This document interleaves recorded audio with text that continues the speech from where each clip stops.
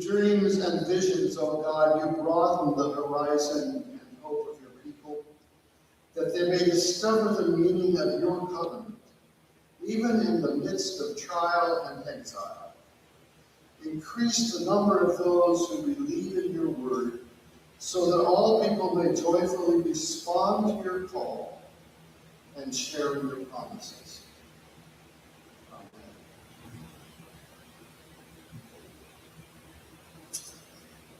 Fair warning, I'm going to mix religion and politics today.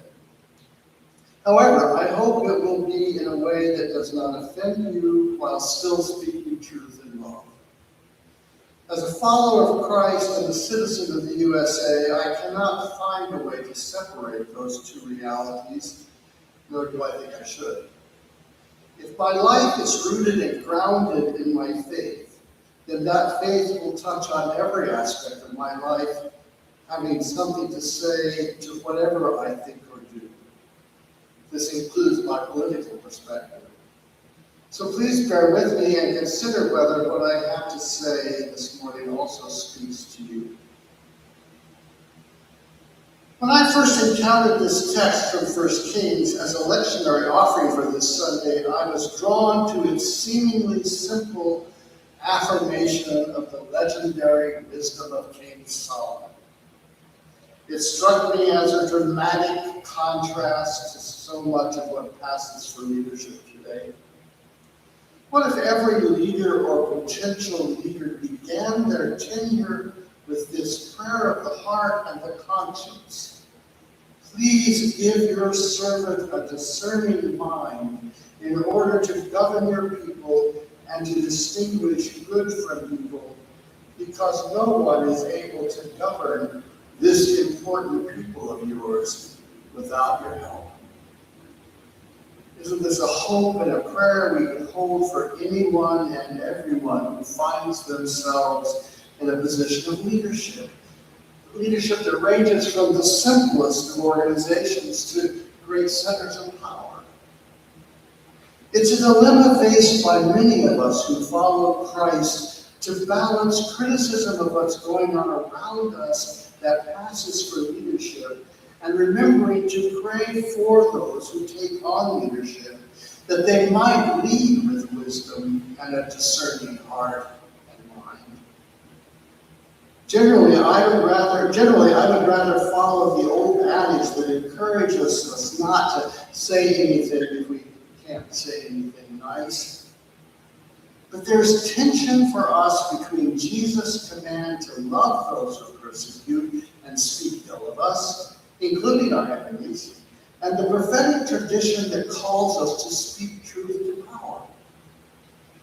While caring for the well-being of everyone made in the image and likeness of God, which indeed is all of us, is it not incumbent on us to speak up for siblings who are being abused and oppressed by systems and leaders who are responsible for that abuse and oppression?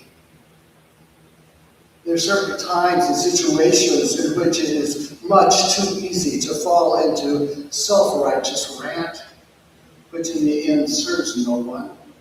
As there are also times when a wrong must be identified as a wrong and called out, so evil does not continue to grow and prosper. How does one discern, decide, do the right thing? Well, let's see if there's aid in today's ancient words that would guide us on our way. As with each of us, Solomon is a complicated human being. We must remember that this text from 1 Kings is more a theopolitical statement than it is a word of straight history. It was more important in the trajectory of the life of the Hebrew people that Solomon be elevated than be evaluated. Scholars who have studied this text have noted several difficulties. The passage, part of which we didn't read, begins with Solomon marrying the daughter of Egypt's Pharaoh. Hardly good news for a people whose defining story involves escape from slavery in Egypt. And then we find him worshiping with some extravagance at Gibeon, a high place that is easily associated with pagan practice, rather than in Jerusalem, where the Ark of Yahweh's covenant now rested.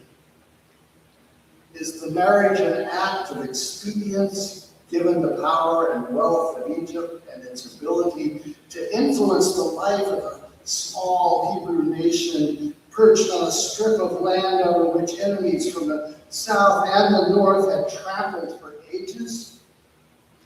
Is his choice to worship outside Jerusalem a way of distancing himself from the rule of his father David and establishing his own unique power and authority?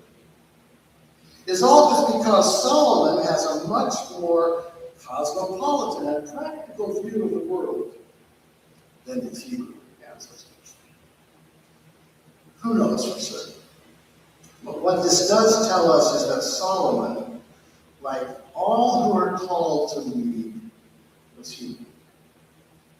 If we grant that his prayer for wisdom and a discerning mind was genuine, his humility real, we also know, if we read the rest of the story, that sometimes he measured up and sometimes he did not. When God promises power, riches, and long life, God also places temptation before Solomon to make these standard royal benefits pay off for him. And the very human Solomon is vulnerable. His wisdom is legendary, but so is his wealth and the extent of his harem. He expands and enriches his father's kingdom, gaining power and wealth in the process. And once he is gone, it all falls apart. His ultimate surrender to self-aggrandizement did not set the stage for the transfer of wise and discerning leadership when he was gone. Indeed, creating a legacy of leadership is a gift one can give to succeeding generations if one chooses to take that route.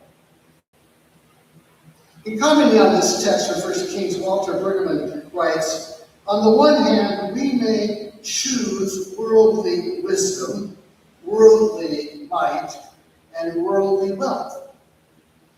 On the other hand, one may choose steadfast love, justice, and righteousness. The characteristic marks of Yahweh and the things that Yahweh most delights in. The first choice is a decision to serve self at the expense of everyone else.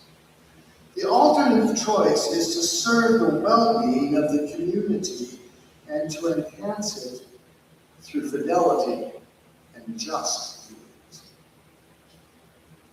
So what constitutes a good leader, and what are our prospects for knowing such leadership in our times? We've already identified wisdom along with a discerning heart and mind. We might add a certain humility, especially if we're thinking of servant leadership.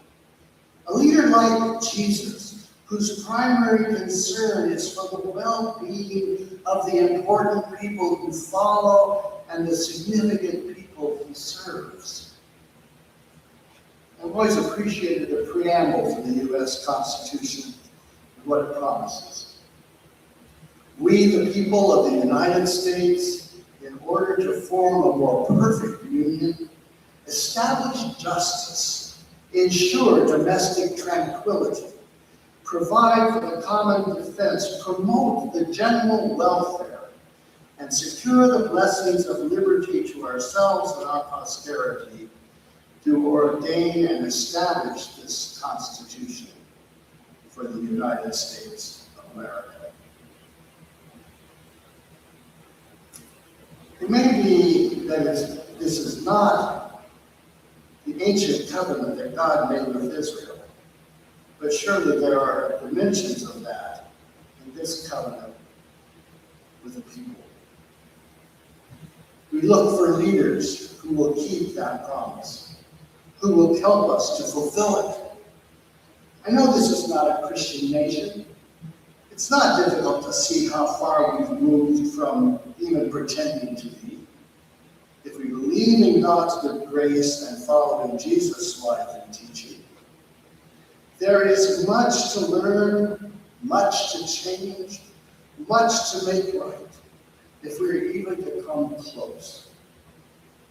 As a child of God who created us good, and a Christ whose way was compassion for all creation, I read in the words of our founding fathers an aspiration for something like this.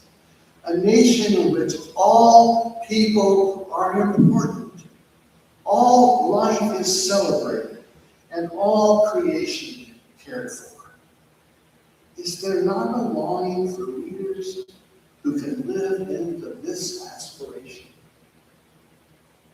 The other reading for today, the call to worship from Psalm 119, gives us some further guidance toward the sort of leadership we want to see in our lives and our land, that servant leadership. The psalmist says, I am your servant. Give me understanding so that I may know your decrees. Truly, I love your commandments more than gold, more than fine gold. Truly, I direct my steps by all your precepts. I hate every false way. Your decrees are wonderful. Therefore, my soul keeps them. The unfolding of your words gives light. It imparts understanding to the simple. Keep my steps steady, according to your promise, and never let iniquity have dominion over me. Redeem me from human oppression, that I may keep your precepts. Make your face shine upon your servant, and teach me your statutes. My eyes shed streams of tears because your law is not kept. You are righteous, O God, and your judgments are right. You have appointed your decrees in righteousness and in all faithfulness. Now, I know there's a significant distinction to be made between God's covenant with the Hebrew people and to degree with us, that's lifted up here by the psalmist, and the covenant leaders in the USA, in the covenant that the leaders in the USA make with its people. But I also believe there's common ground in the appeal to faithful service, to right living, to overcoming oppression, to eschewing evil. Wherever these principles are practiced, whether in church, in state, or in social structures, I believe, friends, that God's face shines. I confess that I read the historian Heather Cox Richardson as part of my daily devotions. She researches and verifies her work, and she is unafraid to name evil and speak truth to power. But beyond the critical this week, she shared some excerpts that President Dwight Eisenhower made in a 1953 speech to newspaper editors that touched me deeply and somehow seemed relevant to today's theme of leadership. In the midst of the Cold War, Eisenhower, a Republican who was in ill health, insisted on giving this warning of diverting the nation's tax dollars to war at the expense of the people. He said, every gun that is made, every warship launched, every rocket fired signifies, in the final sense, a theft from those who hunger and are not fed, those who are cold and not clothed. Then he pointed out, this world in arms is not spending money alone, it is spending the sweat of its laborers, the genius of its scientists, the hopes of its children. The cost then of one modern heavy bomber is this, he said, a modern brick school in more than 30 cities. It's 2 electric power plants, each serving a town of 60,000 population. It is 2 fine, fully equipped hospitals. It is some 50 miles of concrete highway. We pay for a single fighter plane with 500,000 bushels of wheat. We paid for a single destroyer with new homes that could have housed more than 8,000 people. Friends, that was 1953. Imagine the cost today. He concludes this is not a way of life at all, in any true sense. Under the cloud of threatening war, it is humanity hanging from a cross of iron. This from a great Army general of World War II. Surely Eisenhower had his flaws, like the rest of us. But friends, this is the sort of wise, discerning, servant leadership for which I long. Leadership which holds high the well-being of all those being led, the general welfare and the blessings of liberty, if you will. If he had lived out his prayer, Solomon could have been a leader like this. He was for a while, apparently. But the glitter and glamour of his fame and fortune pulled him under. So we should be careful with the pledges we make, whether in taking office or praying to God. We should mean them and commit ourselves to the hard work of making them real, making them live. It's not an easy road, but it is the right one. I close with this bit of wisdom from Choctaw elder and former Episcopal Bishop Stephen Charleston. It reflects a sacred dream for those who lead and those who want to lead or need to lead, and likely for faithful followers as well. Do what you know to be right. Say what you know to be true. Protect what is vulnerable. Trust your experience. Grow your wisdom. Give what you can. Receive what you can. Smile gently on your sorrow. Weep quietly in your joy. Be your vision of who you are. Become the hope you feel. Sounds a lot like Psalm 119 to me. It sounds like God's will and Christ's way for all of us important people. It sounds like a worthy challenge to mix our religion and politics in hopes that we know to be true, in hope that what we know to be true and right from our faith tradition might have a positive influence on, a significant word to speak to, among others, the leaders of our land, to ensure the general welfare and blessings of liberty for all. What do you think?